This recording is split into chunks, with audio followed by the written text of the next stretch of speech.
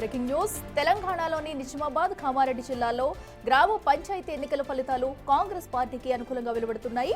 నిజామాబాద్ జిల్లాలో మొత్తం 184 స్థానాలు కాంగ్రెస్ పార్టీ ఆధిపత్యాన్ని ప్రదర్శించింది. కాంగ్రెస్ 53 స్థానాల్లో విజయం సాధించగా బీఆర్ఎస్ కేవలం 8 స్థానాలకి పరిమితమైంది. ఇక బీజేపీ 6, స్వతంత్రులు 5 స్థానాలు గెలుచుకున్నారు.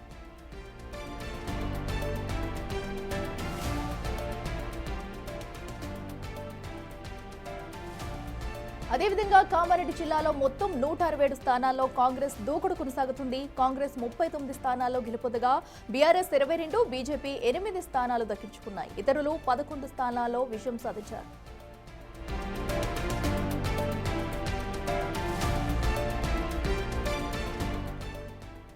రెడ్డికి మరింత సమాచారం మా ప్రతినిధి రాజేష్ లైవ్ లో అందిస్తారు. రాజేష్ చెప్పండి, నిజామాబాద్ వ్యాప్తంగా కూడా కాంగ్రెస్ హవా అయితే కొనసాగుతుంది. ఇప్పటికే పలు పెద్ద మొత్తంలో కూడా కాంగ్రెస్ స్థానాలు అయితే గెలుచుకుంది. బీఆర్ఎస్ కూడా పూర్తిగా వెనుక పడిపోయినట్టయితే తెలుస్తుంది. సో ఎక్కడెక్కడ ఎలాంటి సిచ్యువేషన్ ఉంది? ఉమ్మడి నిజామాబాద్ జిల్లాకు సంబంధించి మొదటి విడత ఎన్నికల్లో బీఆర్ఎస్ పార్టీ 2వ స్థానంలో నిలిచింది. కాంగ్రెస్ పార్టీ అత్యంత ముందుకు దూసుకుపోతుంది.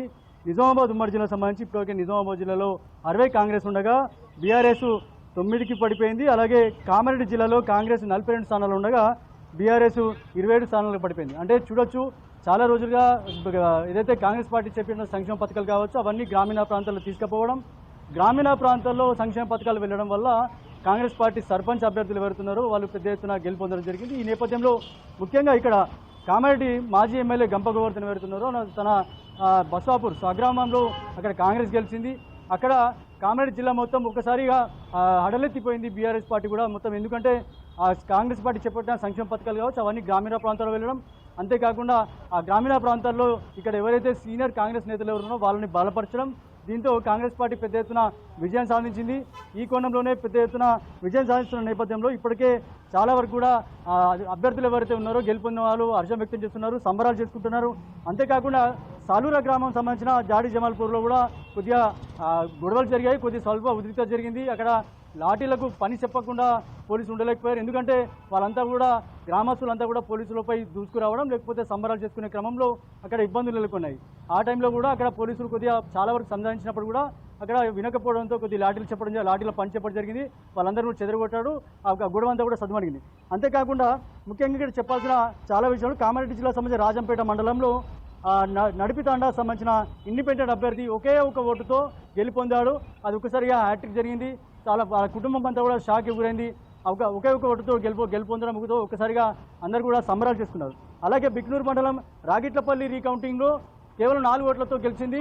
మళ్ళీ రీకౌంటింగ్ చేయడం వల్ల రీకౌంటింగ్ చేసిన తర్వాత 4 ఓట్లతో బీఆర్ఎస్ పార్టీ గెలిచింది. అలాగే బోధన్ మండలం లగ్దాపూర్ సంబంధించిన అత్త కోడలు ఇద్దరు కూడా పోటీ చేస్తే కోడలు అత్తపై గెలవడం జరిగింది. ఇలాంటి చాలా అంశాలు కూడా ఈ పంచాయతీ ఎన్నికల్లో జరిగాయి. ప్రస్తుతానికైతే ఉమ్మడి నిజామాబాద్ జిల్లా సంబంధించి పంచాయతీ ఎన్నికల్లో కాంగ్రెస్ పార్టీ అత్యధిక మెజార్టీతో గెలుస్తుంది. బీఆర్ఎస్ పార్టీ 2వ స్థానం పడిపోయింది. బీజేపీ కనీసం ఓట్లు సరిగా ఓటు ఎవరైతే అభ్యర్థులు కూడా లేకుండా పోయారు. ఈ ఇండిపెండెంట్ అభ్యర్థులు అయితే సుమారు 15 వరకు కూడా వచ్చారని చెప్పుకోవచ్చు.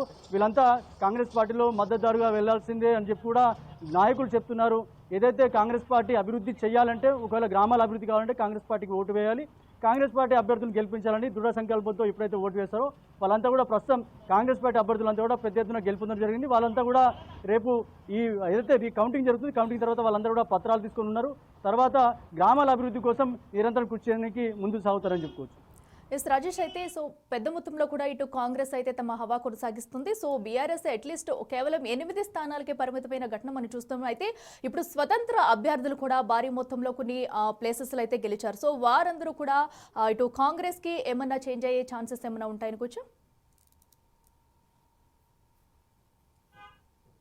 అంటే ఉండొచ్చు. మీరు అన్నట్లు కూడా ఏదైతే కాంగ్రెస్ పార్టీకి సంబంధించిన ఎవరైతే మద్దతుదారులు కావచ్చు, ఇండిపెండెంట్గా ఎవరైతే పోటీ చేస్తారో వారు కావచ్చు. ఎందుకంటే ఇండిపెండెంట్గా ఎందుకు పోటీ చేస్తారంటే పార్టీ నుంచి ఆశించినప్పుడు టికెట్ రాకపోతే వాళ్ళు గ్రామాల్లో ఉన్న వాళ్ళ ఏదైతే వాళ్ళ సొంత పేరు కావచ్చు, వాళ్ళ సొంత ఫేస్తో వాళ్ళు నిలబడరు కావచ్చు. వాళ్ళు ఒకవేళ గెలిచినాక కాంగ్రెస్ పార్టీకి వస్తే కనుక వాళ్ళ గ్రామాలు కూడా అభివృద్ధి జరుగుతాయి.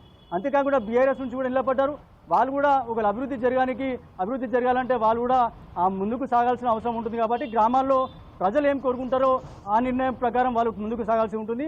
ఈ కోణంలోనే కాంగ్రెస్ పార్టీకి సంబంధించిన పెద్ద ఎత్తున అభ్యర్థులు ఇప్పటివరకు చాలామంది గెలుపొందారు. అంతేకాకుండా ఇండిపెండెంట్ అభ్యర్థులు గెలుపొందుతున్నారు.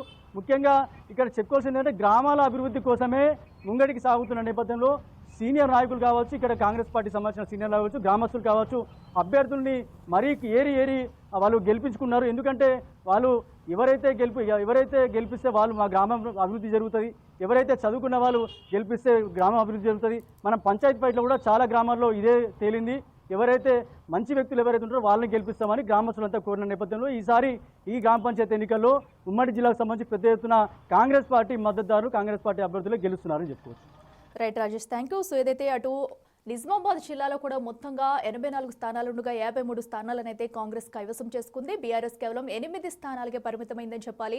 మరికొన్ని స్థానాల్లో అయితే స్వతంత్ర అభ్యర్థులు కూడా గెలిచారు. కేవలం గ్రామాల అభివృద్ధి చెందడం కోసమే ప్రతి ఒక్కరు కూడా ఆలోచించి ఓటు వేయడం జరిగింది. సో ఇంకా అయితే మరికొన్ని స్థానాల్లో కూడా ఇటు కాంగ్రెస్ గెలుపొందే ఛాన్స్ కనిపిస్తుంది.